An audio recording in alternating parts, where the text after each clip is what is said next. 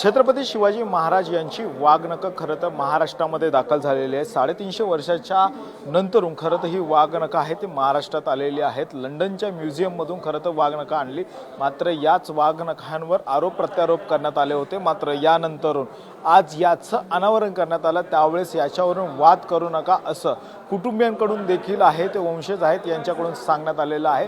मात्र ही वाघनखं आहे ती आता सर्वांना आहे ते पाहता येणार आहे। महाराष्ट्रामध्ये आहे ते 3 वर्ष ही सगळी वाघनखं उपलब्ध असणार आहे सर्वसामान्य नागरिकांना बघण्यासाठी। मात्र जर तुम्ही वाघनखं बघायला येत असाल तर तुम्हाला ऑनलाईन याचं रजिस्ट्रेशन आहे ते करावं लागणार आहे। त्यानंतरूनच तुम्हाला ही वाघनखं आहेत ती पाहायला मिळणार आहे। त्याबरोबर जे वाघनख होतं आणि या वाघनखाची रुंदी असेल, लांबी असेल, त्या अंगठ्याची साईज असेल, या सगळ्यांची इतुंदत माहिती आहे ती सर्व माहिती आहे ती या ठिकाणी लावलेली पाहायला मिळते। कारण निजामपूर सरदार असेल अफजल खानाचा ठार करण्यासाठी ही जी वाघनखं वापरलेली याचा उल्लेख कशा पद्धतीने हे कधी कुठल्या सालात वापरलं गेलं आणि या सगळ्या संदर्भामध्ये देखील हे पोस्टर्स आहे ते लावलेले आहेत। याची वितंभूत माहिती आहे ती सर्वसामान्य नागरिकांना इतिहास पुन्हा एकदा समजून घेतला पाहिजे। यासाठी लहान मुलांना हा इतिहास कळला पाहिजे याची एक विशेष काळजी देखील आहे ती घेतलेली पाहायला मिळते। आणि कुठेतरी आता जर तुम्हाला वाघनखं जर बघायची असतील तर यासाठी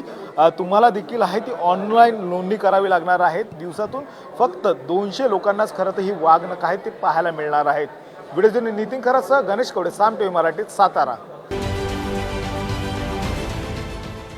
देश विदेशातील प्रत्येक घडामोडींचे लाईव्ह अपडेट मिळवण्यासाठी आता साम टीव्हीच्या सर्व सोशल मीडिया प्लॅटफॉर्मला लाईक, फॉलो आणि सबस्क्राईब करा।